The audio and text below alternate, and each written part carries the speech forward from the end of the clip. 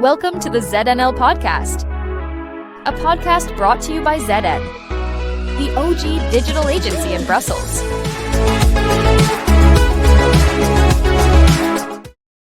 Hello and welcome to this episode of ZNL. I'm very excited today to have a young and dynamic communicator with us today, Otilia Colceriu, who is joining us from different perspectives, in fact, and she's been around Brussels for 4 years now. How are you today?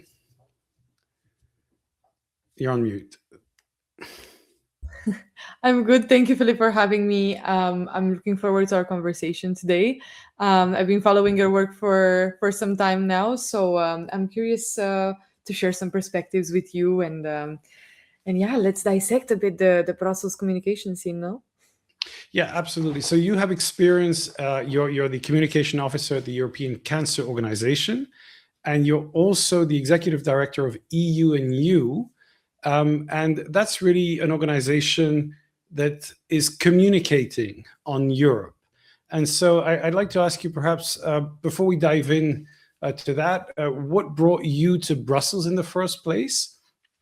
And how did you get to start working here, and what were you looking for, and did you find it? Yeah, that's I think it's a good question. I feel like the story for a lot of people in Brussels is that they are passionate about policy and then somehow they find their way into communication. For me, it was the other way around. I have a background in communication. I really wanted to do communication. And so being very young, I was looking a bit at my professional options, and I had this realization that really changed a bit my perspective on the world, that with communication I have the option of selling two things, either products or ideas. And my idea was to really go out there and sell ideas. And Brussels seems to be the place to do that, right? You can always find yourself in civil society and in the capitals, or doing something more grassroots. I started looking at politics. I became more politically conscious around that time. And so for me, that was the trajectory. See if you could sell ideas at the European level. And being in Brussels, I gotta say, I did find it. I think it's a very inspiring city. It's always challenging you to learn more and to communicate better. And it's also it's very engaging, very competitive as well in that sense. So there is always something new to learn and to apply in your work. Yeah, it's a very interesting and strange city. A lot of the people I spoke to, especially the longer they stay, the stories often they came, they didn't really know how long they were going to stay. And then for some reason, 5 years later, they're still there, or 10, 20. And then it becomes home. So there's a kind of mysterious attraction that seems to pull people back in once they've been here for some time. Now you're doing this very interesting project called EU&U. So tell us a little bit about what is this project? What's the origin story behind it? And what is your role in this? Yeah. So for those who don't know, EU&U is a community of young people. We are a volunteer community. And indeed, as you said in the introduction, it is a communication first project. So this is what we do. This is our core business, is communicating about Europe. What we say that our mission is to explain European politics to people. We believe that's the first step in getting people engaged. They have to know what they're talking about. And then we want to mobilize them to become engaged. The way it started, just to give you a bit of a backstory, it's really it's a garage business. It really is. So it's I have to give the credit to my friend Pietro Valletto, whose baby EU&U is, and he funded it when he was a student with other friends of his that he met at international conferences.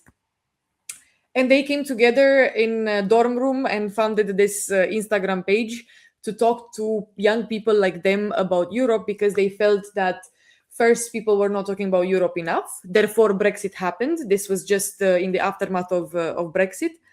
And if they were talking about Europe, they were being misled. So they wanted to create this page which would put out easy to understand information and correct information.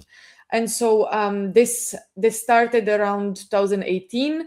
Imagine just a bit of growth after, and then we are finding ourselves in the pandemic, so everyone is stuck online scrolling endlessly through Instagram, and so the page kind of blows up, at least in this bubble. And a bit later than that, I also joined. I joined as a content creator, and I really liked the community. I made friends within the organization. I ran this series for 2 years, where every Friday we would pick 3 of the most interesting news stories for young people, and I would just give them like a short breakdown, like almost like a one-liner, like what you need to know as a young person this week. If you don't read any other news this week, let these 3 be the ones that you know about, and so we did that, and then slowly but surely I got the organization better, and I started leading it in 2024. And you say youth. So, what for our audience? What counts as young? Since you're targeting young people, when do you stop being young? Do you want the institutional approach, or do you want the? I want to know what you guys think. I mean, this is your in the EU&U. Just to know what's the focus, and Yes. a lot of the people in Brussels are obviously, I would say, a broad age range. So what's the focus, and what's your cutoff? Look, you're young as long as you feel young, eh? Okay, like that. Strategically, our focus is on people from 16 to 35, which is also sort of in line with the institutional approach. 18, but also 16, because we have people who can vote already in some member states, so it's important to engage those as well. And then going up to 35. Now, to be honest with you, we have a couple of members which are all over 35, and that's not a problem. They bring a lot of value to our team, and there's lots of things to learn from them. So we're not very cutthroat about this, But yeah, as long as the simplified information is useful, then I think. Well, when we start looking ridiculous, maybe that's the moment where. When you start not getting us, that's the moment where maybe you're not young enough for us, let's say. Now, you talked about the institution. Obviously, you have a mission to inform people about Europe, and you talked about Brexit. So it is political to decide to communicate about Europe. So perhaps my question is, are you politically aligned to some groups or organizations? Are you neutral, or are you kind of pro-European but not more specific? How do you decide where you are politically? That's actually a very good question, very relevant for us, because last year in November we actually launched our manifesto. Right. And so, just to explain a bit the decision, when I joined EU&U, there were a lot of topics that we wanted to approach, and we were always trying to strike this journalistic, let's say, neutrality, but not even. I mean, very few outlets out there, even in traditional media, are neutral. And at the same time, we're also creating content for young people. We clearly have a pro-European line that is, by default, we are EU&U, we are pro-European.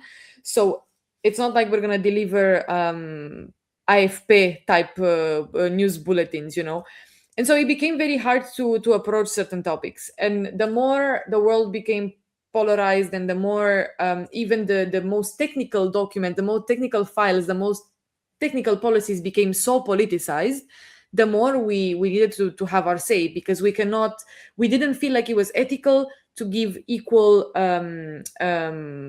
airtime, let's say, to problematic opinions as well as the ones that we collectively agreed with. So what we did is to just embrace the fact that we are biased, and it's normal. But what we thought it would make sense is to put our bias out there, and to tell people exactly how we feel about the world, what we would like Europe to look like, that we are pro-European, but we are not pro XYZ policies, which we don't consider that they are doing the EU justice at the moment. So we came up with this manifesto that we launched. We didn't do it by ourselves, obviously, because we're young, but we don't believe we're experts in everything. So we went in Brussels. We went to organizations that we respect in different fields. We sat down with people. We took a bunch of notes. We brainstormed a lot. We wrote it down. We had endless feedback sessions. We went back to the organizations to ask them for the feedback. So this was a whole year project development. And then we put it out there.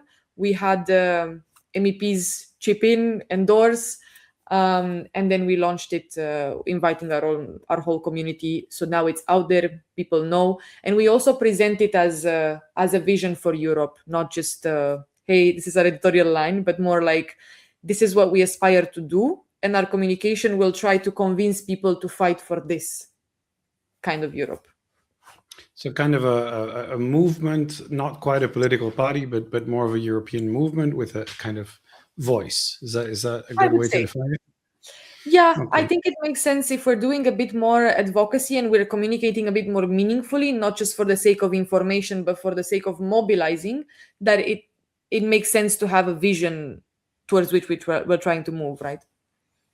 Yeah, and one thing I observed in the conversations we had with the Instagram influencers that Sevim had organized in the EU Influence Masterclass that she put, they had a very similar mandate, which is they felt Europe is not understood and that they could help by communicating on specific points on Europe to younger audiences. I feel there's a lot of alignment between what you're saying and these younger people. Why do you think this is, that there is this group, I think this community of people who are not actually doing this as part of their job, although sometimes it connects to a job, but sometimes it doesn't, who feel the need to communicate? So do you think that they are making a difference? Do you think this is needed and that's why you decided to do what you're doing? And do you think it's working? Do you think people are starting to understand Europe better than before? Again, a very good question, but very tough question at the same time.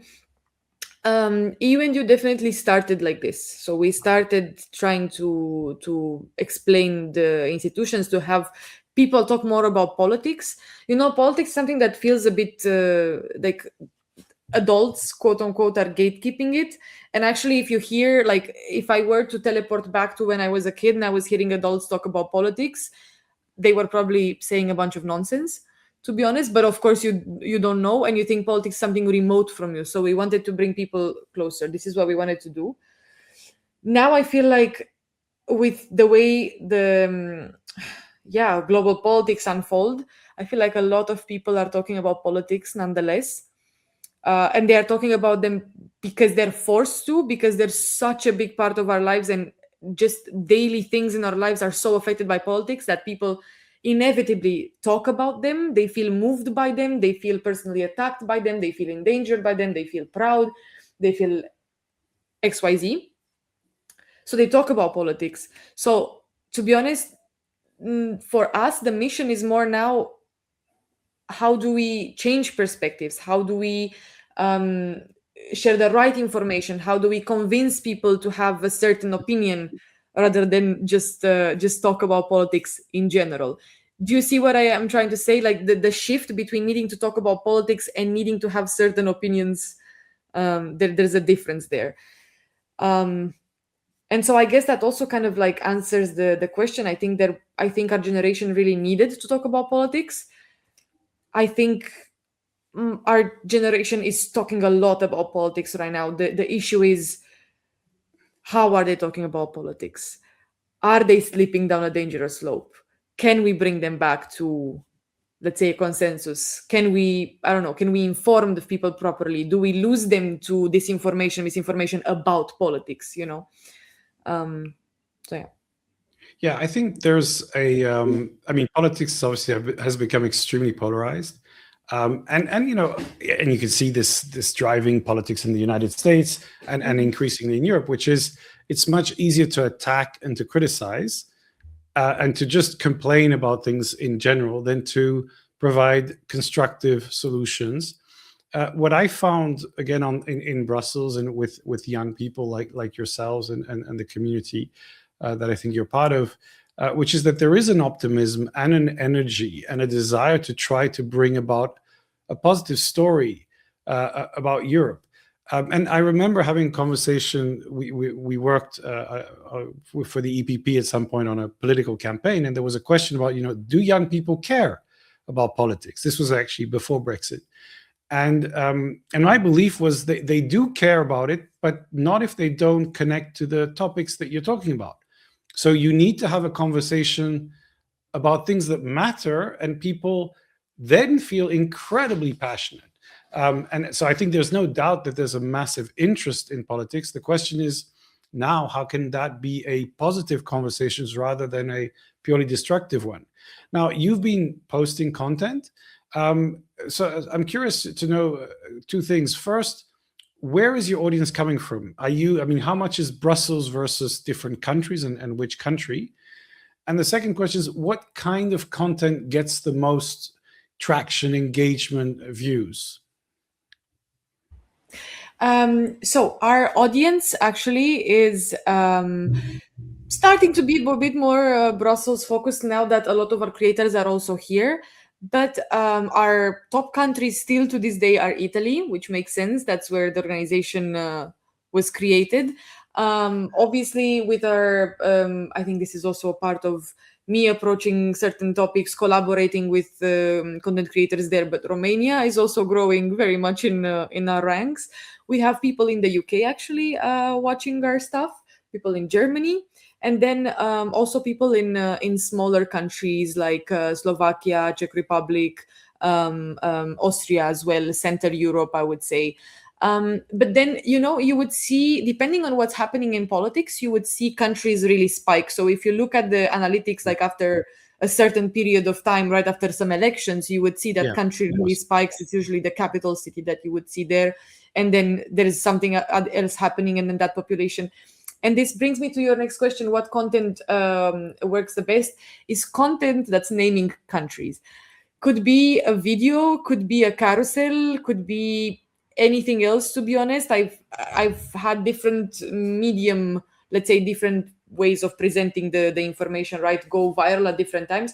But one thing they have in common is my country mentioned. Like imagine someone is actually commenting this. Romania mentioned, Hungary mentioned. So the last time that I think it really kind of took off, it was just before the Hungarian elections, actually quite a bit before, but it was the right post at the right time because people were starting to talk about Peter Magyar, they were starting to talk about the Hungarian election, and it happened that we had a post prepared already, which was very concise. I modeled it after a conversation I had with another content creator on a podcast and literally summarized it, like our discussion, peer to peer, like two friends talking about it on a podcast. So it made it very easy to read.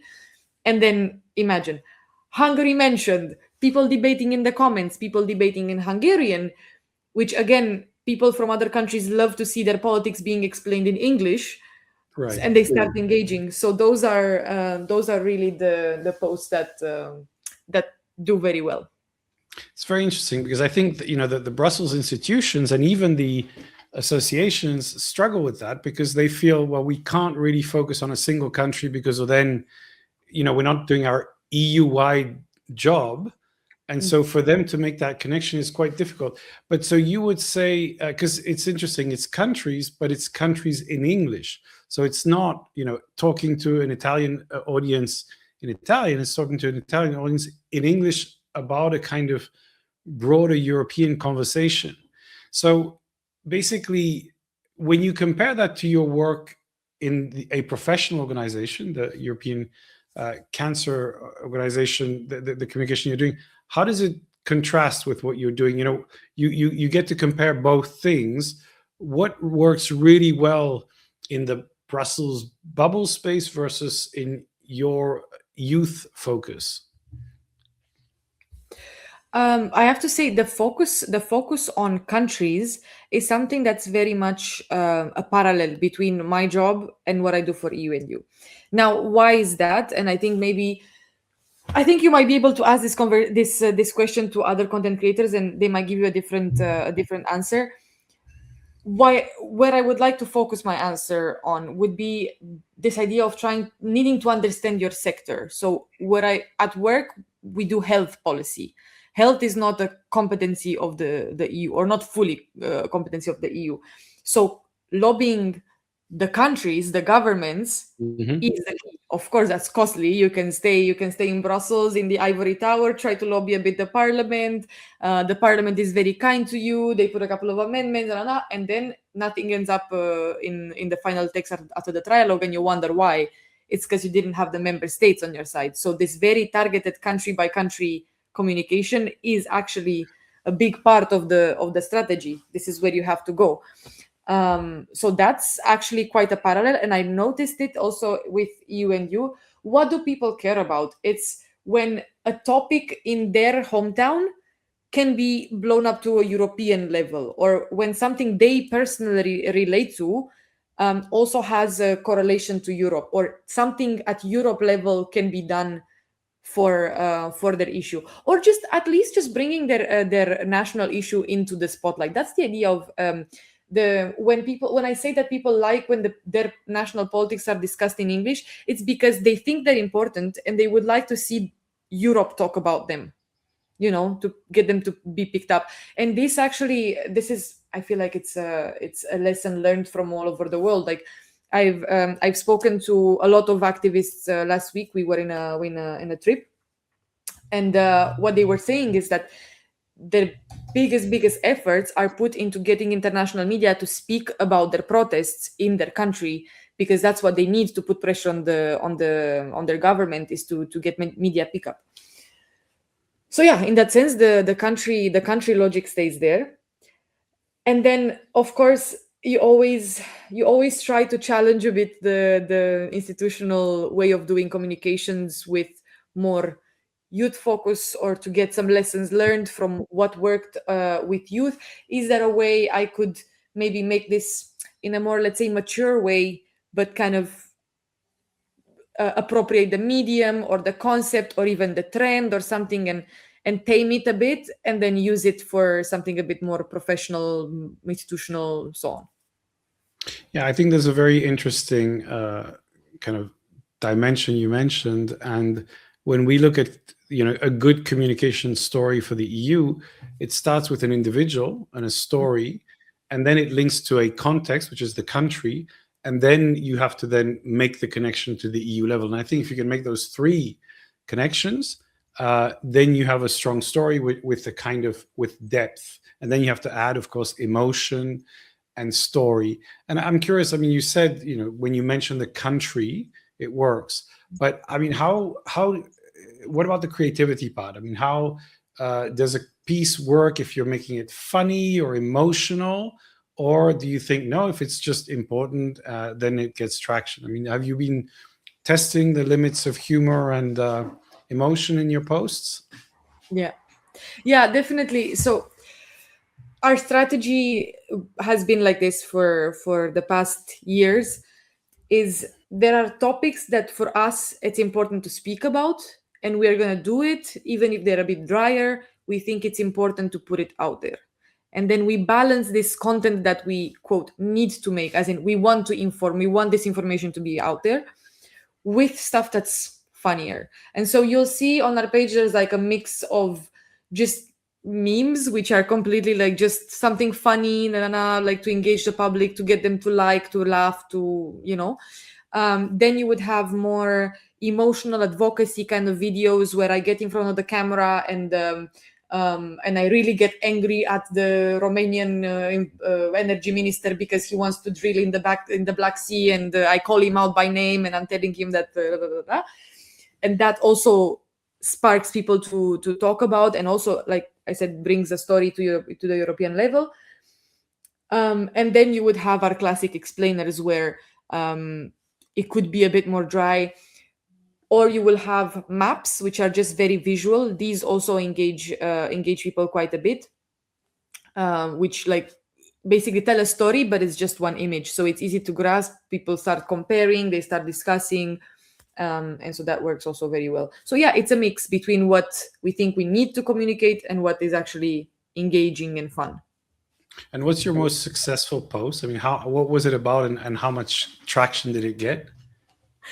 For a very very long while, our most watched post, and it's so random. It's we reposted this video of Orban getting slapped on the face. The one by Juncker. Yes, Oh yeah, that was the about dictator. That's a good yes, one. the dictator. That was it. And then you're thinking, well, we spent all this time coming up with concepts for other things, and this is the one that blows up. But no, it's not just that. We had some, but that was like one that was completely detached in terms of like, I think it had like 6 million views, something like that. And then we recorded just this very, quite like emotional video. It was on election day, on the European election day. We recreated a scene from this Italian movie. It was like a historical movie where women were going to the ballots for the first time, and they had to remove their lipstick, because if not, when they were sealing the envelope, they would have left their lipstick on it. So you would think that it's tampered with, the vote. So we put the scene of them removing their lipstick, and then it's us, the girls from EU&U, a couple of us, just before going to the polls, we put on our lipstick and then we go to vote.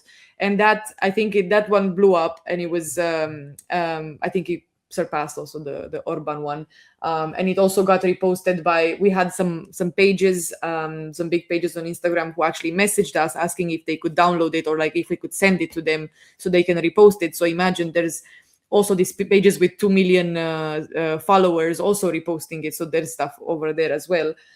So I think that went quite far.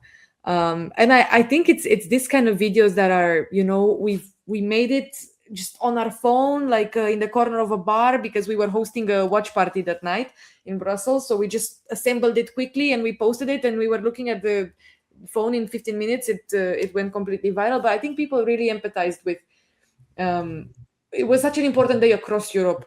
Everyone in Europe was voting that day, and you really made them think about, the privilege that we have and how we should, again, like use our votes, that other people didn't have it before, that we fought to get our vote, and now we should really try to make a difference with it.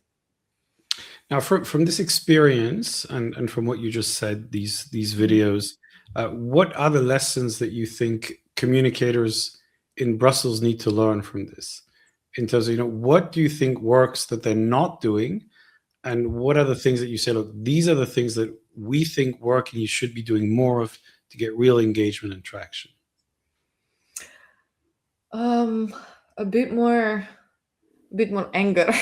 You need to be angrier. Okay. I would say. And that's my personal approach, but I feel like observing the way different NGOs, initiatives, so on in Brussels communicate, I feel like the ones that stand with me the most are the ones which are trying to galvanize people, but they're trying to make them angry about something. If again, if the communication is very dry and you're saying, oh, there is this file coming up, we would like, these are our priorities, send a letter to your government. You need to build it up. You need to have a community that's a bit that's passionate about something, that it's even a bit angry, but the issue in Brussels is that you can never be too angry at the institutions when you get a grant from the institution. That's the issue a bit with a lot of the civil society space.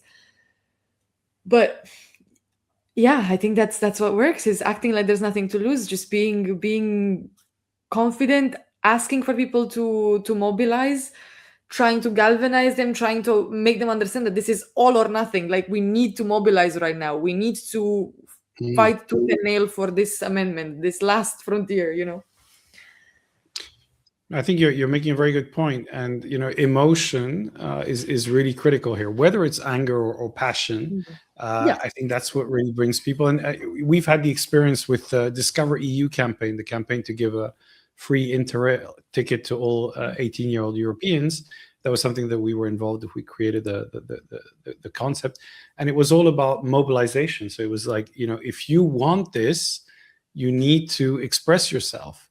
And it's not just because you want a ticket, but it's because you want to experience Europe and you want to travel. And, because the EU is about what Europe does and allows you to travel, to not have passports, have the same currency, try to bring that whole story together. So I think that that's a very interesting way, but you make a very good point about the importance of emotion. Now, you mentioned earlier European creators, and I want to come back to you because recently there's been a lot of talk about creators, influencers, and the European Council has invited creators. Again, definitions vary. Now, what do you think when you look at Brussels and the institutions and their relationship with influencers and creators? Do you think they understand that ecosystem and that new media environment? And do you think that the actions that the European Council took are actually going to change the dynamics in the relationship? So what's your assessment of that space? Mhm. Look, I think it's a great idea. Huh? I think it's a great idea. It's also, but as with everything, it's a matter of execution as well. Mhm. Who are you inviting? Are you inviting? I will be the biggest advocate to say I don't want the institutions to invite EU&U to their event. Don't say that. Because They want you there. please, please, please invite us. No, but in the sense that I think if you actually want to reach people in the member states, they should be going for, and they're doing it. They're doing it to quite some extent. I was on some content creator workshops with the parliament, and have seen who they invite as well, part of the cohort. And most often it was us and maybe some other creator which is really EU focused, but the rest of the creators have nothing to do with the EU. And I think that's the way to go, because we are going to talk more or less to people in Brussels in the worst case, that we talk within the bubble, and it's a bit of a contest of like us applauding each other for the video we made, but we all kind of understand what we're talking about. And at the very best, we are reaching students. So because we were talking about where does EU&U reach, when you go deep in look in the cities, it's the university cities that are popular, right? So you reach out to university students, whether they do like more like liberal studies or like actually international relations, politics, and then they speak to friends, and then it kind of like, it disseminates this way. But if you have a beauty influencer coming to the European Council and she all of a sudden speaks about her trip there, even if she doesn't get super in depth into the content, but then she understands a bit the fact that the EU cares about her opinion, that her audience should learn about this, they should know that the EU is important, how the EU can influence decisions that affect their branch, for example, stuff like that. I think that works the most, and it's more organic, and it actually gets the right people to speak about politics that probably in their ecosystem wouldn't speak about politics. If it's done this way, I think it's a good way to do it. I haven't seen the invitation list for the council though. You haven't what? I haven't seen who the council invited for the last UCO. Yeah, I don't know if it's official. I know some of the names because some people mentioned it, but I don't know if there's an official invite. But I mean, the idea is that they recognize, I think, that influencers are now more important than before, and that they can't rely on the traditional press, which has been the kind of old approach of the Commission. Now, you are focused on Instagram as your primary channel. In Brussels, the center of gravity has shifted from Twitter, X to LinkedIn. So, I mean, do you personally spend time on LinkedIn as well as Instagram, or are you kind of more like 90% Instagram? And do you have any X kind of relationship, or is it so where are you primarily focused, and where do you think people should be focused if they're working in the bubble? Yeah. Personally, because you asked personally, I'm more of an Instagram person. I think it's just the habit of our generation.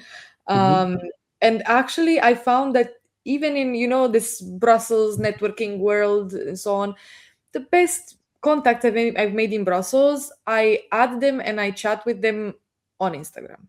And these are the people that if I need help with something, they will actually show up. they're the people that will show up are probably not on LinkedIn. So there's a bit like maybe we're a bit more skeptical towards LinkedIn, our generation, because it's it's very fluffy. The language has a certain connotation tied to it. It feels fake sometimes. So even in professional relations, we stick to what we're comfortable with. However, as a professional in Brussels, I am on LinkedIn. I check it. I'm there. I wouldn't say I'm 90% on Instagram. Let's make it 70-30. So 30% I will be on LinkedIn, but it's truly not. Yeah. And then for EU&U as well, we have a presence on LinkedIn. We use it also to showcase a bit the advocacy that we're doing, especially when we did some actions in late last year. It was clearly the place to put that out there, to have also the organizations that we collaborated with for our manifesto also see it and engage with it. So it is a channel for us, but it's not our primary channel. That one is still Instagram, which is much more visual, and it's where young people are. Why would we try to explain the EU for young people on LinkedIn? Because first of all, the young people are not there, and whoever is on LinkedIn, even if they're young, if they're on LinkedIn, they don't need our simple language. We need to go to channels where the simple language is sort of required, where visual content is asked for. And then X, we don't endorse. We're not there. We have closed that activity. Okay, I want to come back to Instagram. So do you think that, because you say young people, but you're saying 16 to 35, and as a channel, Instagram is obviously growing older with its demographic, and what we're seeing is that it used to be a lower perhaps age range, and now it's growing like the users of the platform. Yeah. And a lot of people in Brussels or in the EU are not just trying to reach, I don't know, the 40 plus. They want to converse with young people. So what do you think should be the mix of Instagram and LinkedIn for let's say, a person focused on the EU topics? And by the way, everybody in this space, I think, has the question of, how do we reach a broader audience? And then they say, well, we can't go to the media. It's too expensive. There's no way to get, and then the question comes up, well, should we be on Instagram? And there people get very confused. So my question to you is, do you think, and maybe in your professional experience, how well is Instagram working? Is it kind of, are you considering it core? And what would you tell other people who are hesitating and thinking, yeah, maybe we should, but I don't know, it's going to cost money.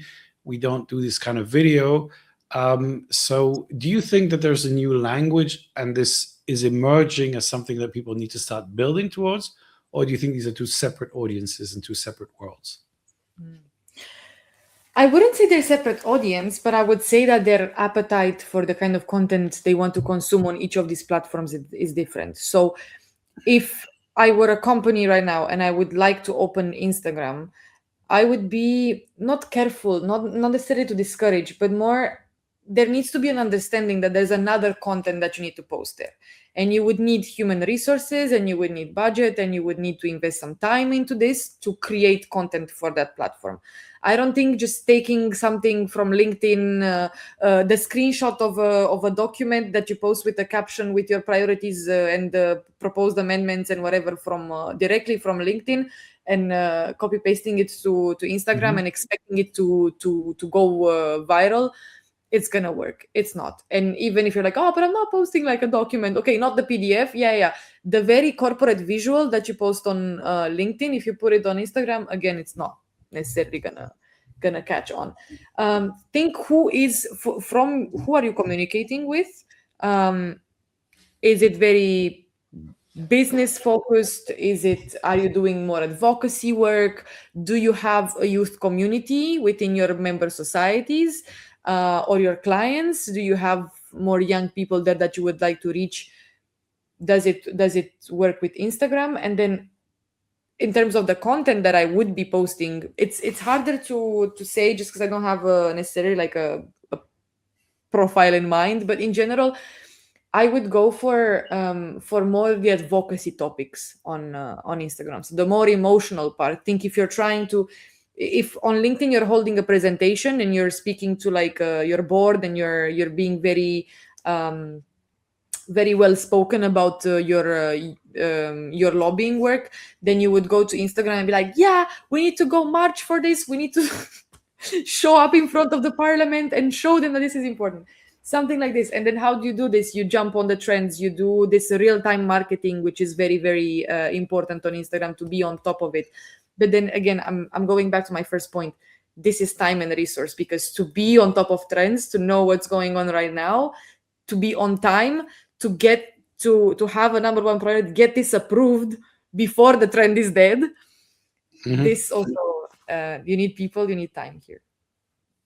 Yeah, I think, well, people often forget that, even on Instagram and TikTok, The Economist and the FT have millions of followers consuming that content that's actually, pretty serious. They obviously edit it for the format, but I think it's a mistake to think that only a certain category of content consumers are there. I think there's a much broader range that we imagine. Now, you talked about the resource it takes to create content. So how do you go about creating content? And, a lot of people are talking about AI. So, the question obviously from that, the LinkedIn person might be saying, well, can I just use some AI magic and turn my LinkedIn content into Instagram-friendly content? So what's your basic approach to content creation? And are you using AI to improve your process? So in terms of the process of how we create content for EU&U, first of all, our team is very flat. So because we have around, now I think we grew to even 70, so we're 70 volunteers, out of which not everyone is a content creator in the organization. Some others are doing events, some others are just doing like more operational stuff. But with the content creators, it's quite flat. So what we give to them is an outlet, an audience to put their content out there, whether there is a video or an explainer or something like that. It's like they don't have to start from scratch. If they want their voice to be heard, there you go. We already have a platform for you. As long as obviously they subscribe to our values and we are right in the same line. But the way we go about telling a story is first seeing what's worth talking about right now, what's really like a big topic, what we should make some noise about. Second, what's the fil rouge? Are we just copy pasting some information from the news, or are we giving it a meaning? Is there something we would like our audience to understand? Is there like a moral to the story that we would like to get by the end of it?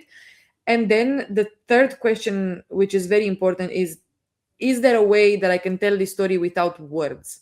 Can I tell it with an image, a map, a graphic, a picture, something? Like how, like we look at what we want to say and we're like, okay, I would like to say this. How much of this can I make a graphic? And sometimes it's very complex and they're like, well, I don't have a graphic for this, so we will just go as a sentence, okay? But if there is a map that I can show to define it, then that's, we try to make everything an image as much as possible. So that's a bit the thought process behind it. Of course, AI comes in handy when you're trying to like research things, and indeed also like summarize stuff. Sometimes maybe we have things that are too long, shorten them, whatever. But I always stress that AI should be for us more of an assistant, because oh dear, the stuff that can come out of AI at the moment is quite bad. And it's not qualitative, let's say, content for people to read. Like if it's this kind of slop, I feel like it's a disrespect that I make you read it. And also in that sense, and it's also not necessarily accessible, to people who are not native English speakers. I feel like if AI has a weird way of writing, it doesn't like simple words. It likes to embellish a lot. Sometimes it creates passive voice sentences that you always have to overcorrect then afterwards. To the point that I'm like, no, if I'm not a native English speaker, this language is actually still complicated. I'm better off reading the Parliament page. Like this is not simple enough for us, you know. So yeah, I know you're very enthusiastic about AI. How do you feel about it? No, I think it's a tool that that has to fit your workflow. So it's not, and it's actually it's giving you the possibility to do things that you couldn't do before in simple editing terms, even for voiceovers and things like that. Which you either have to, in the past you have to do with an actor, now you can do it with quite competent voice, for example, for projection. And also, I think for images, what we're finding is that the good quality stuff is the one that comes out of a designer using the AI tools properly. So it's not, I just go to ChatGPT and I do the thing, or you have a very clear idea of what you're trying to illustrate. I mean, I'm quite proud of my posts that I do on LinkedIn, and I illustrate them, and I spend quite a bit of time going back and forth to just express an idea, and I think it works. But the point you make, I think, which is very important, is you need to express an idea, and if you can do it by design with a map and things like that, these are things that some AI tools might help you to do. But I think what clarity in what you're trying to express is probably the most important thing. One of the things I've heard you say quite a bit is that you're trying to inform people with a perspective, and it's kind of what I would say some of the written media was doing, especially in the past, opinion columns saying, well, we're informing, but we have a point of view. Now, I'm sure you've read a lot of the studies, especially this year, that talked about the shift that young people are making away from media towards content creator and influencers.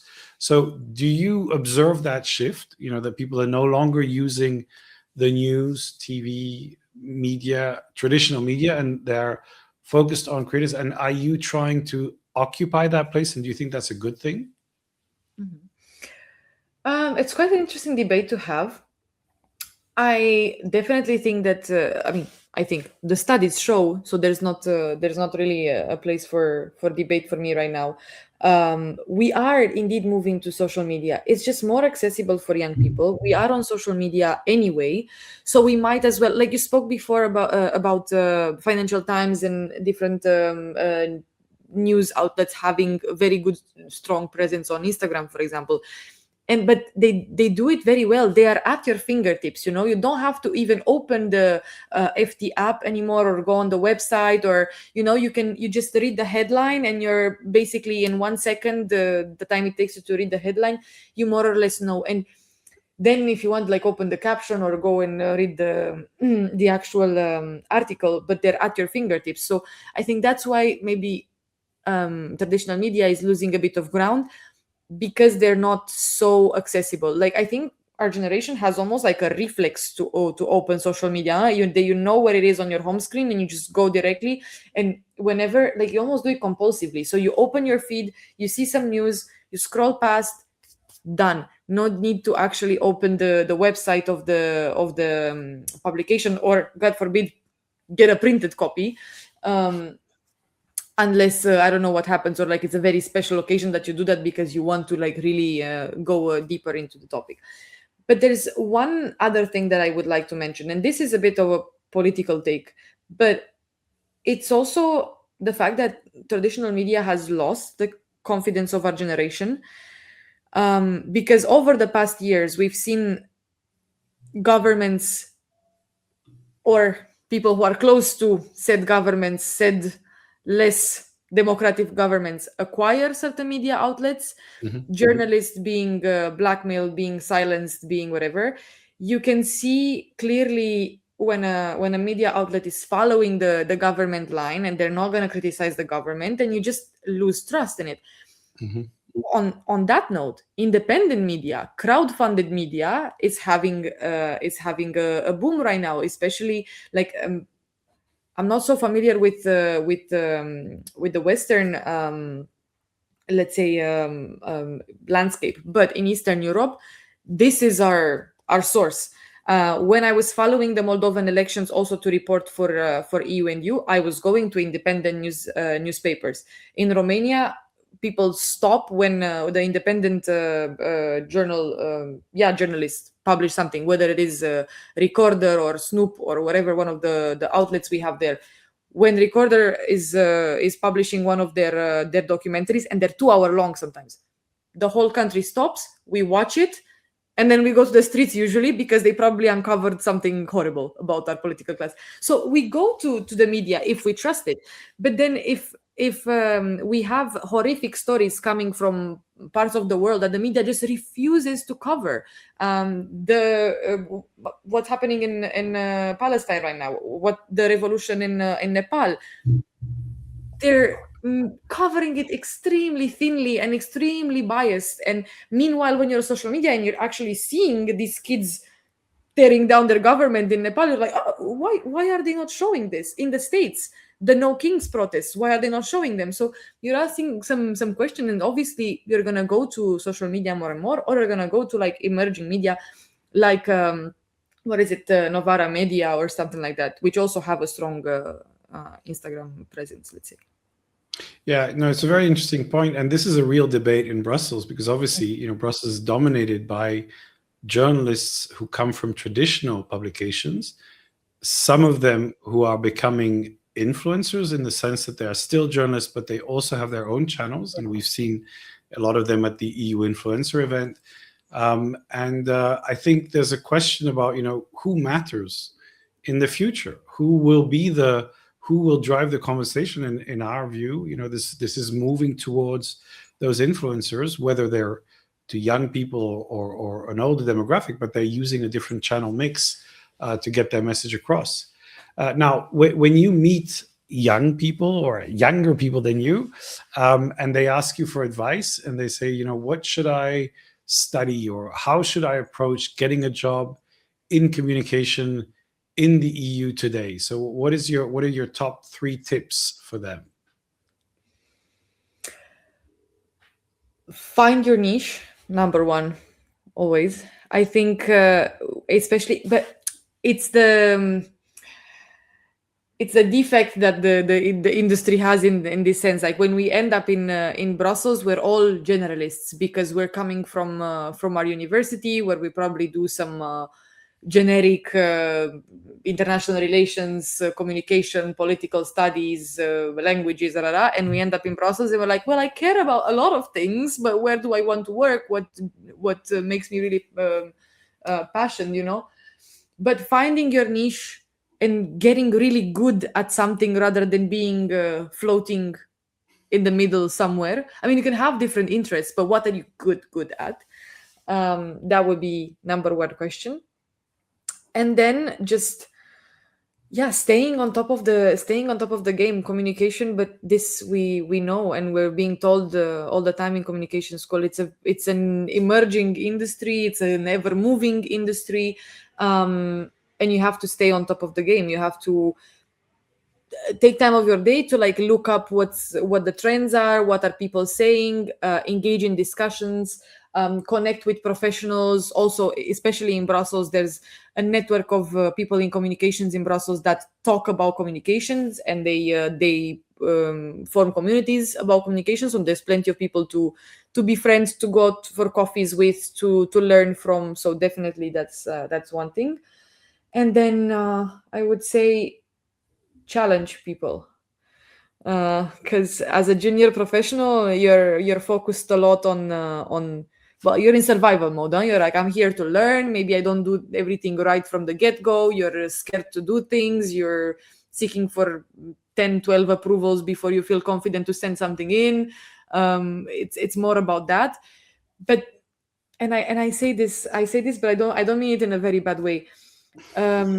Stop defaulting to doubting yourself first. Maybe you actually have a good idea. And this, obviously, it's an advice that I give strategically to people that I feel like sometimes struggle with confidence or have too much of an imposter syndrome. But like their default response is, maybe I'm wrong and they are right, and maybe I should listen to them. And I'm telling these people, have you ever tried, sometimes, not all the time, but sometimes, doubt them instead of doubting yourself? Maybe there's something good that could come out of there.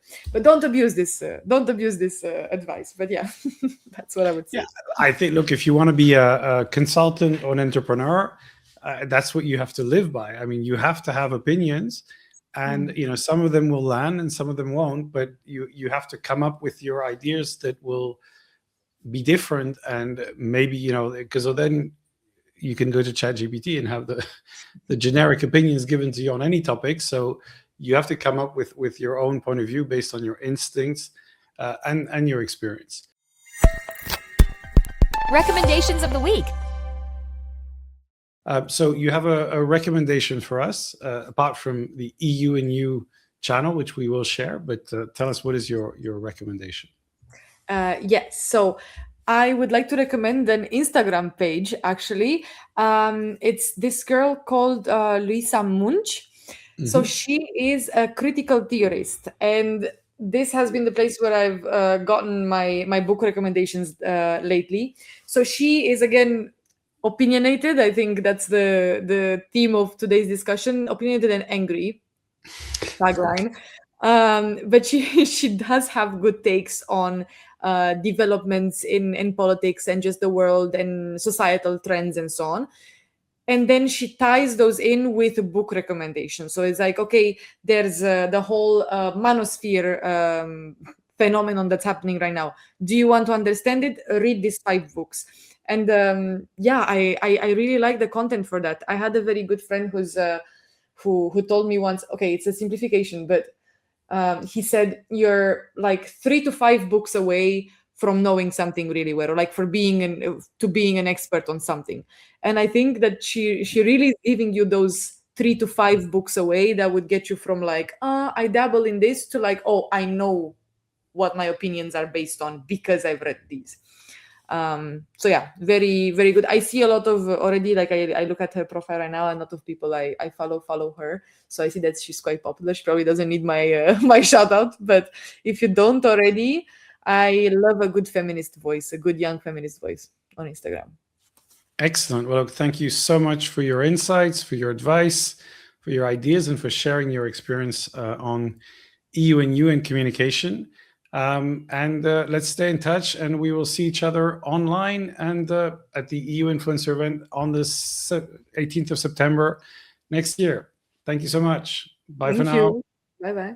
Thank you so much for watching this episode of the ZNL podcast. Did you like it? If so, please share it on your social media, subscribe, and give us a comment. We will see you again on the next episode. Until then, remember, stay always one step ahead.